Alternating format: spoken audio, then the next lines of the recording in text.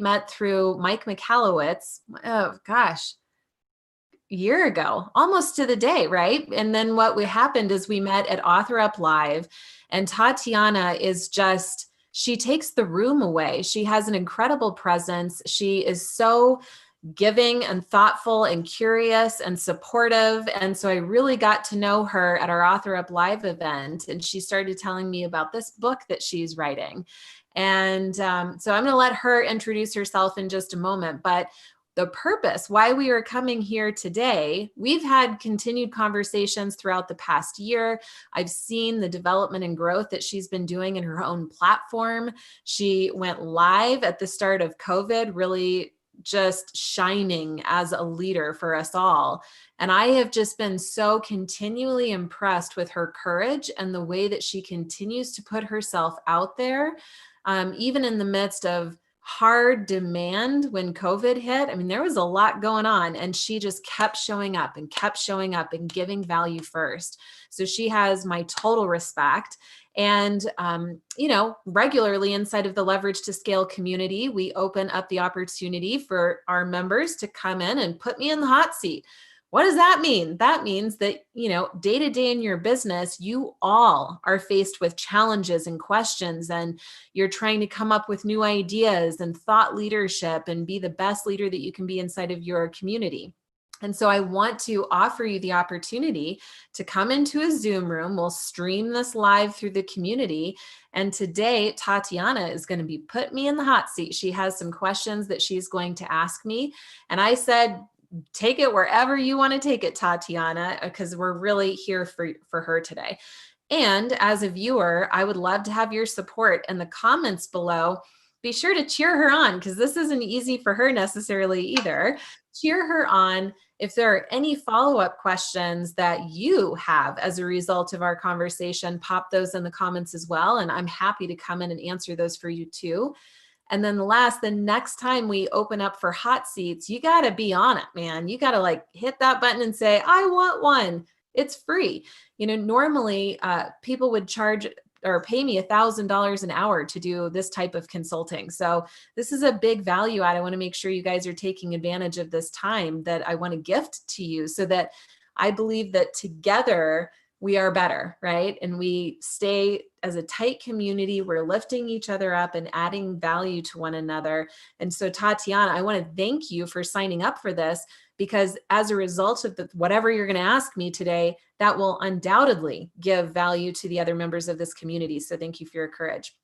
Let's start by having you take it away and tell people a little bit of context, just enough so that they have a sense of your, what you do in your business and what your interests are, kind of where you are at this time in your business. And then we'll move into the questions. Cool. So my name is Tatiana Tsoir. It's a weird name spelling. Anyway, so I'm an author and also a visionary accountant. My goal in my practice and with everything that I do with my work is to make my expertise accessible to people who need it most, and oftentimes can't afford it. And my mission is to reduce the waste of money and also to reduce anxiety, to reduce anxiety among people who are just starting out as a freelancer or a business owner, or when they are a little bit into their business and still kind of can't figure out their numbers and taxes and don't have enough confidence and clarity in them. And in March of next year, my book, Dream Bold, Start Smart, is going to be released. So I'm super excited about it. And I'm now actively growing my online presence and providing value to people to serve my community, to provide information, especially in this time of COVID, where a lot of people find themselves out of work and maybe are looking to pursue that dream of theirs. I'm just so grateful for the work that you do in the world, because seriously, as somebody that's not really a numbers person, it's so nice to know that there's somebody out there who can make sense of it all. I remember when COVID hit and you were doing a specific interview. I can't remember the gentleman's name right now. But man, I was watching him and I was like, I don't understand what this guy is saying. And you came in and you were like, this is what it means. And you like redirected the conversation. And I was like, gosh, he's such a pro. Like, thank you. Because especially when the PP loan conversation was happening, I mean, a lot of people were confused. So the service that you're providing is really necessary for business owners. I mean, you know that, of course, but I want to make sure the viewers know that as well. Okay, so I get, I think we have some good context now. Where do you want to start? What's a good question that's really at the top of your mind right now? So, so numbers are my domain, but websites and marketing and book launches are not. They're yours. So that's why we're here today, basically. So I guess I would love to know, in terms of promoting the book and launching the book and making it known, in terms of the strategy to do that, do you think podcast guesting as opposed to live streams, is there any preference? Because I've seen you talk about live streaming a lot, and would you expand on it? Would you tell me kind of why live stream and maybe as opposed to podcast, or maybe both together, kind of for what I need to do? That's a great question. I was actually just finished a call with an author named Barry, and I told you that just before we went live, and we were just talking about this very thing. So it's very top of mind for me right now. Barry's book launch is in August, and Barry has his own podcast. In fact, he almost has 100 episodes on it now. And so that's one layer of it. And I think that having your own podcast is great for boosting credibility and authority inside of your industry. And it's also a great way to connect with influencers, right? A lot of people who, like a lot of speakers, right? We're all trying to speak on stages, grow our impact, grow our following, right? So in the way that you would want to go speak on other people's podcasts, right? There are people that would speak on yours and be grateful for the opportunity to share your stage, right? And to be engaged with your community. Some people are also using podcasting for client attraction, right? So you might take a business owner that you want to woo as your next client and ultimately interview them on your podcast, build that relationship, give them some promotion, and then invite them into a sales conversation. I realize I'm not directly answering your question yet, but just hang on for a second.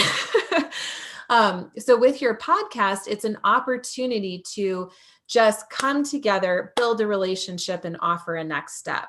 If you at any point decide to start your own podcast, between now and March, honestly, Tatiana, it could be a really interesting way for you to have an excuse to engage with influencers after you feature them on your podcast show. You've built the relationship, you've had a great excuse for that introduction, and then after, you can ask them if they'd be willing to promote your book when it comes out. Then they say yes. Now that's the next step of the relationship. Then they're going to come back and ask you for something. You'll ask them for something, and it's just the beginning of something so beautiful. It might be an option for you to start your own podcast. The only reason you wouldn't want to start your own podcast is if you already have so many time constraints, or if you're trying to start so many new things all at once. It's just maybe not the best time. You might want to wait till you have more of your platform built. And therefore, it becomes a better option for you to leverage other people's communities by being interviewed on their shows, right? So you can go out to any podcast host, and the good news is that they are always looking for new guests, right? So you already are kind of walking in at an advantage.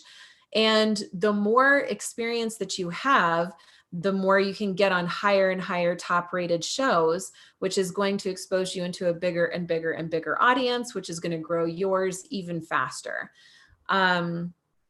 Podcasting is an incredible channel for relationship building and book sales for sure. Like, you got to just go all in with podcasting, whether you start your own or whether you decide to just be interviewed on other people's, or whether it's a combination of the two. It's a lot of times a hybrid. Let's take Mike Michalowicz, our mutual friend, right? He has his own Elevated Entrepreneurship podcast, I believe is the current name. He's going through rebranding. So he has his own podcast, which is a great reason to get people on his show. But during Mike's launch, he was doing like 8 podcast interviews a day for weeks. I mean, the guy did over 100 podcasts in the final month of his launch. And he was still running his own show at that exact same time. Those are your 2 options for podcasting and the reasons why you might want to do both. Do it either way. Now let's bake in live streaming. Live streaming is so important because there's nothing that will get you more exposure faster, cheaper. That's literally the simplest I can say it. I am going out right now telling podcast hosts like Mike, you already have a podcast. Why not just click the button so you're streaming that live to exponentially grow your reach and your engagement? Like, it's literally, there's nothing more complicated to it than that. It's just inserting this new option to click a button and now you're live streaming the podcast interview. And so like I'm working right now with a client named Brad Johnson. He has about 100 episodes on his podcast. He was already going into a Zoom room and interviewing these people. Literally gave him the option to start live streaming. He's done that for his past 15 episodes now. Exponentially grew his platform, like to the point where he's like, I didn't even know this was possible. So it's not like it's a whole lot of extra work. It's a button, right? So why wouldn't you want to do it? Live stream is viewed 6 times more than a pre-recorded video. So if you want 6 times the reach, then you would consider doing live streaming. When you were starting to do live streaming at the top of COVID, that was like having your own podcast, but you were just thinking of it as live streaming first, when really it's a podcast that went live. I mean, it's kind of the same thing. The advice I gave to Barry, and I'll end with this for any follow-up questions. Barry is now running his own podcast and he's going to activate the live streaming component into that. Barry has a whole process in place that I gave him about how he can go get booked on top rated podcast shows really regularly and frequently. You know, when you're about 3 to 4 months out from your launch, Tatiana, that's when it's going to become really important that you fill your calendar full of podcast bookings. And once you've done the recording, ask the podcast host if they would be willing to hold the interview and drop it or release it or publish it on your launch week. So you might have recorded that episode 3 months before the launch, but you're asking them to release it the week of your book launch. If you could get 50 people that week, imagine all those emails and social posts saying Tatiana's interview just went out. That's amazing, right? So now Barry's doing those 2 things. But in addition, Barry is also going to start his own live stream show called the Freedom Series, basically what you did, right? And so he's going to also be interviewing people just like a podcast, but then he's also getting his team to come in and do live hot seats with their clients, just like this, live on the show, so that people can see the value of their coaching live. And so this series is going to be happening leading up into the launch. And then the last piece that we're doing for his launch is we are going to be enabling and training his influencer friends how to do live streaming on behalf of Barry on their own platforms during the launch. So as you can see, you're taking a simple idea of podcasting and live streaming, but you can do it in so many different ways. And now it's just going viral like crazy. And you have all of this activity happening right around the time of your launch. And you've been methodically growing your following up to that point. Oh my gosh, this thing is going to be a freaking massive hit for you. And that's just the beginning. The launch is just the beginning of the success to come with the book. So I know I spent half of our time giving you that, but I wanted to give you all of the options and really try to show you how this could all work in your favor leading up to the launch next year. You have tremendous opportunity, Tatiana. Yeah, thanks so much. I took some notes, so it's very good. You'll have the recording too.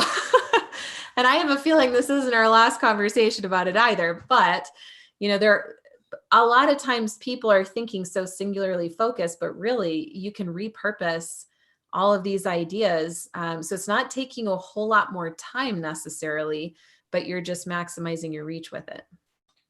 And would you recommend YouTube versus Facebook? Any preference there?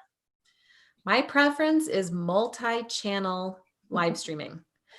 What we do here, right? So we're in a Zoom room. It's just me and you, right? I don't have any other distractions open. And what's happening is this Zoom feed goes directly into this plugin called Restream.io.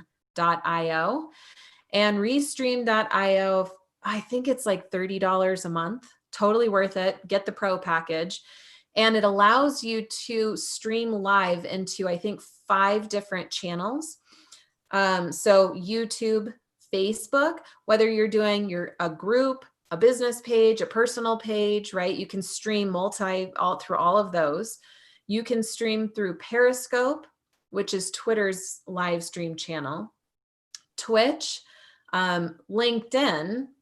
But for you, if you haven't already done this, go today and Google LinkedIn live stream application, because you actually have to apply and get approved before you can start live streaming through LinkedIn. And now half of the world just applied. So it's going to take you a while to get approval. Sometimes you're waiting months to get that approval. So anyway, you can live stream through LinkedIn now. You can also live stream through Instagram, but the rules are really obnoxious. There's a lot of constraints about the amount of time you can go live and how it's going to work. And you can't do it through Zoom and Restream. You have to do it through the app. It's just a pain. But anyway, the answer is it's not one or the other. It's all. Do it everywhere. Okay, makes sense. Cool. And you mentioned, and I want to build on it, kind of my second question to be build the kind of the next level of what we just discussed, what you've just discussed. You mentioned that you advise people the easier way to find their way to a good podcast to be a guest. Do you recommend a service for that? Because there are services out there, or do you have a system for that? I do have a system for that, and luckily you already have it. So, but we sent you so freaking much information that it doesn't surprise me. You're like, you did? Yeah, you, as a part of Author Up Live, like you got the freaking mega package of everything I've ever created for anybody. And so, yes, couple things there. Number one, there are a lot of agencies that are booking agencies. They have relationships with podcast hosts. So sometimes they can kind of give you that, priority service and get you to the front of the line. I have tried working with those services and I've only ever been really disappointed in them. So I might not be the best person to ask, but I run a pretty tight operation inside of my company, and I hold myself and our team to a really high standard. And so in the other agencies that I have gone to, it was disorganized. It was poor communication, delivery. Yes, I got booked on some good podcasts, but the process was not setting me up for success. I mean, it was kind of like they did what they said they were going to do. And I think I am just used to going like an above and beyond mentality. So I felt a little disappointed. That said, what you have access to is a podcast protocol that I actually spent months writing for Mike Michalowicz last summer, because Mike was doing all of these podcast shows, and one call we had, he was kind of griping that, he does some shows where it's like, he gets nothing out of it. And he was feeling so constrained by his time, and he was just frustrated by it naturally. Right. So what I did is, I created this protocol where the first part of it talked all about how his team could vet each request that he got. So somebody would say, Mike, could you be on my show? And now his team knows exactly what to do to really do some research and vetting, see if this host matched a criteria that I put in place of whether or not this show would be worth Mike's time. And then his team knew what to do if it wasn't worth his time, how to decline the request, or be a maybe and ask them to come back in 6 months, or yes, we would love to participate.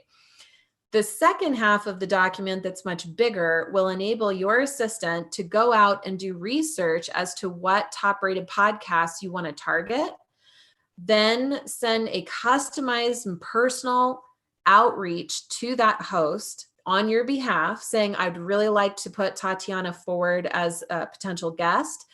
When the person says yes, your assistant will know how to book that appointment.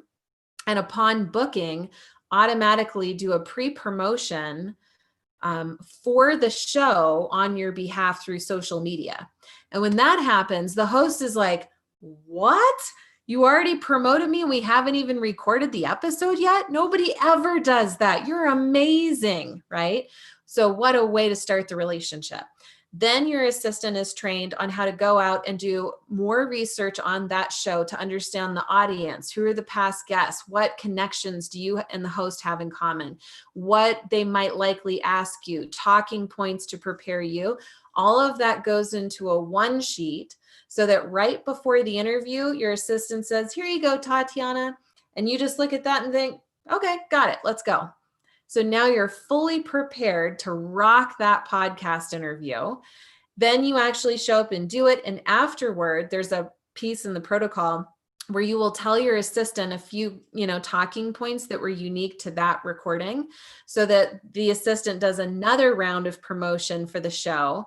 And the podcast host is going to say, are you freaking kidding me? Like, now you've promoted the show twice and I haven't even released the episode yet. Like, that's amazing. Not to mention, of course, the value of your community being able to see, wow, she's on all of these podcasts. Like, she's such a big deal. And this is really amazing watching all of the stuff that she is going, how does she do it all? Right. And then, so anyway, it goes on from there. But the point is you already have access to this protocol that I wrote. It works amazingly well. It has saved Mike and his team countless hours. It got him booked on the shows that he wanted to get booked on. And all he had to do was read a one sheet, show up and deliver a message. And it was like really easy for him. So if you look back in your playbook or reach out to Patty, she can direct you to that document and give it to your team and put them to work, have them do it. Okay. And when would you recommend I start doing that? Now.